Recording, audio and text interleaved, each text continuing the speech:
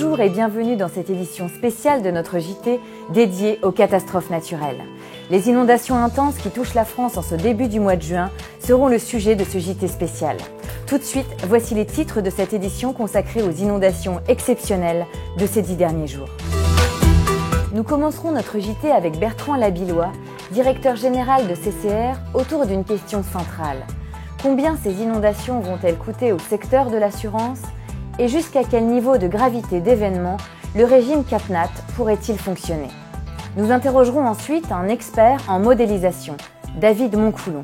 Il expliquera le modèle de simulation utilisé pour estimer le coût de ces inondations chez CCR. Ensuite, nous ferons un focus sur la région Île-de-France.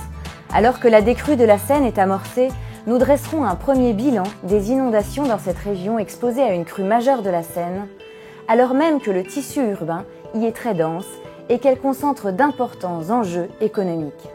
Nous finirons par un tour d'Europe des dégâts engendrés par ces intempéries venues de l'Est. Retrouvons maintenant notre premier grand témoin, Bertrand Labillois, autour d'une question centrale. Combien ces intempéries vont-elles coûter au secteur de l'assurance et jusqu'où le régime CatNat peut-il fonctionner ? Nous avons publié avec l'AFA une première estimation qui est comprise dans une fourchette entre 900 millions d'euros et 1,4 milliard.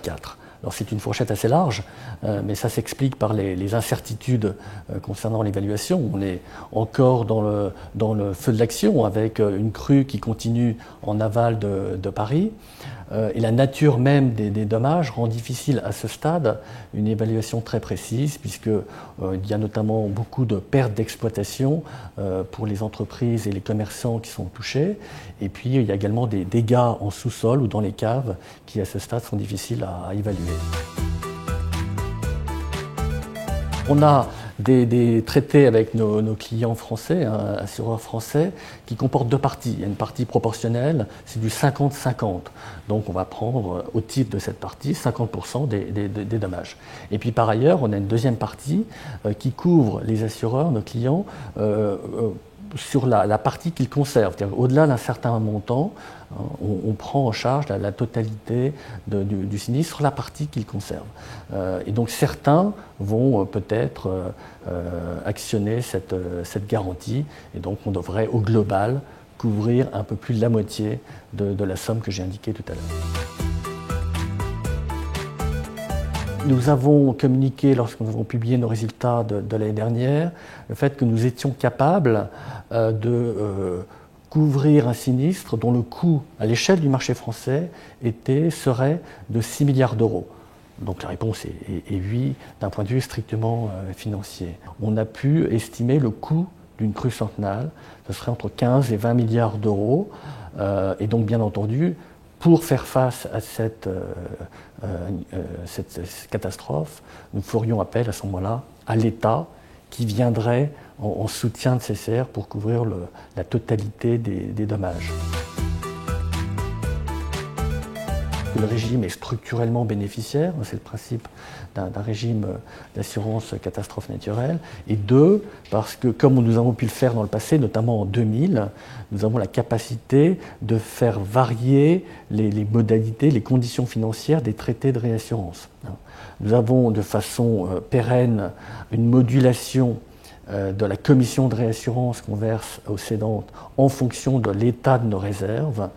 Ça, c'est quelque chose de totalement pérenne et on peut, en surcroît, si besoin était, faire varier les primes de réassurance et donc permettre à CCR de reconstituer rapidement ses réserves. Donc, la réponse à votre question est triplement oui. Pour estimer ces catastrophes naturelles, David Moncoulon et son équipe ont mis en place un système de modélisation des coûts original. Explication. Nous utilisons un modèle qui est développé à la CCR depuis une dizaine d'années, en partenariat avec des organismes comme Météo France ou l'IRSTEA, et qui est utilisé lorsqu'un événement majeur survient, une inondation par exemple. Il est utilisé pour fournir une estimation à nos clients 2 ou 3 jours après l'événement.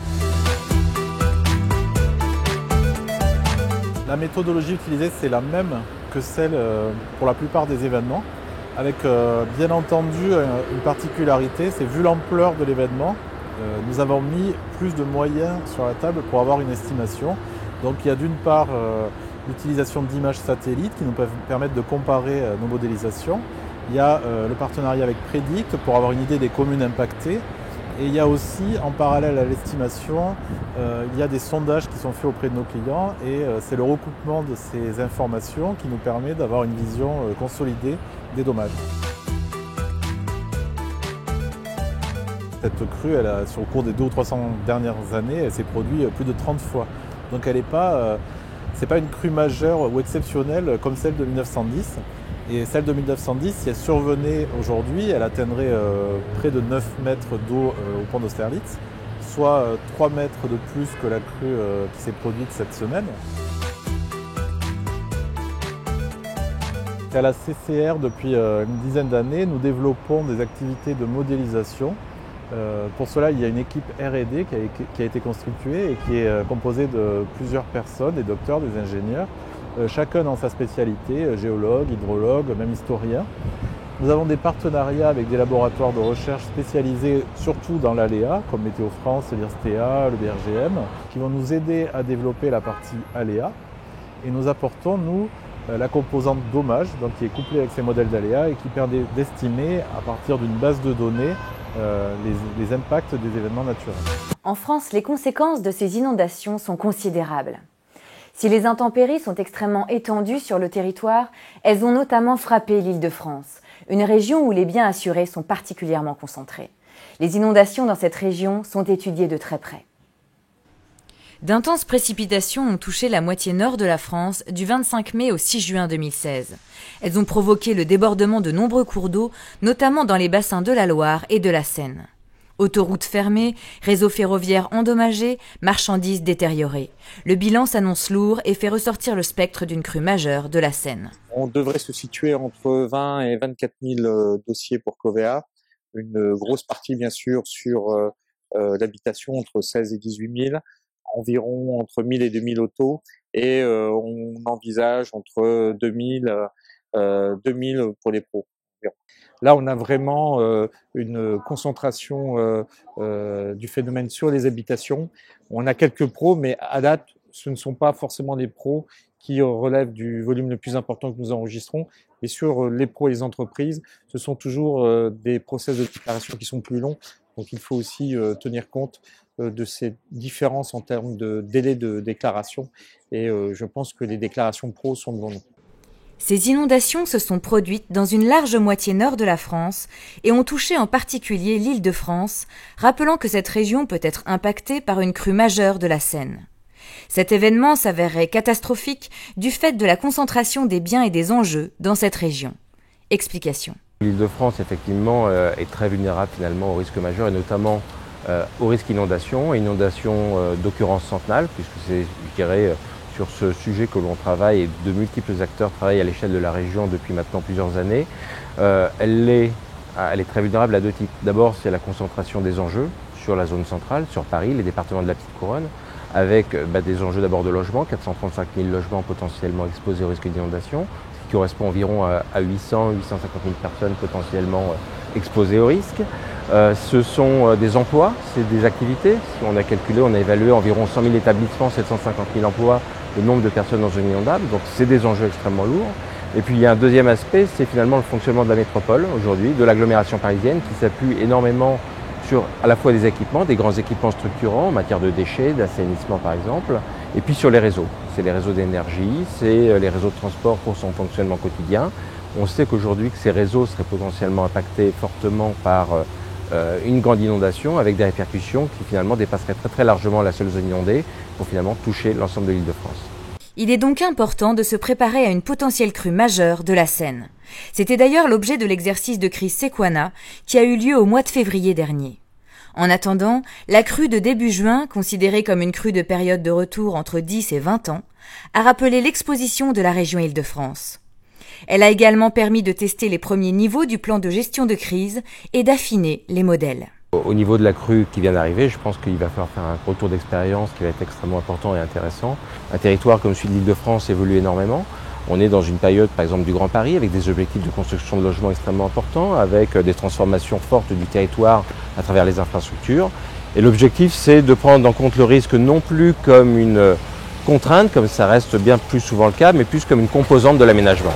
Même si les dommages sont déjà très importants, cet événement laisse imaginer les conséquences qu'aurait une inondation de type 1910 en Île-de-France. De nombreux enseignements seront à tirer de cet épisode pour mieux nous préparer à une crue centennale de la Seine. Alors que le gouvernement français vient de déclarer l'état de catastrophe naturelle, le Tout en Images nous propose un tour d'horizon des dégâts engendrés par ces pluies intenses en Europe. Les intempéries qui ont frappé la France nous viennent de l'Est. Ces pluies torrentielles et les crues qui les ont accompagnées ont d'abord touché le nord de l'Autriche et l'Allemagne. Des dizaines de milliers de personnes ont dû être évacuées et sont encore privées d'électricité. Outre-Rhin, on estime les dégâts à environ 1 milliard d'euros. Bien qu'en moyenne le taux de couverture de l'inondation en Allemagne ne soit que de 38%, il existe des disparités très importantes selon les Länders. Ainsi, dans le Baden-Württemberg, la majeure partie des dommages aux habitations sera prise en charge par les assureurs. Le bilan humain, quant à lui, est considérable. À ce jour, on déplore 11 victimes et des dizaines de blessés. En Roumanie, 2 personnes sont décédées et des centaines ont été évacuées. En Belgique, orages, grêles et pluies torrentielles ont causé des dégâts considérables. Coupures d'électricité, coulées de boue, chutes d'arbres et routes inondées. Ces intempéries ont entraîné la mort de 2 personnes. Pour l'heure, aucune estimation globale du coût n'a pu être confirmée dans ces pays. Cette édition du JT Catastrophe naturelle est maintenant terminée. Merci de votre attention. On se retrouve bientôt sur News Assurance Pro.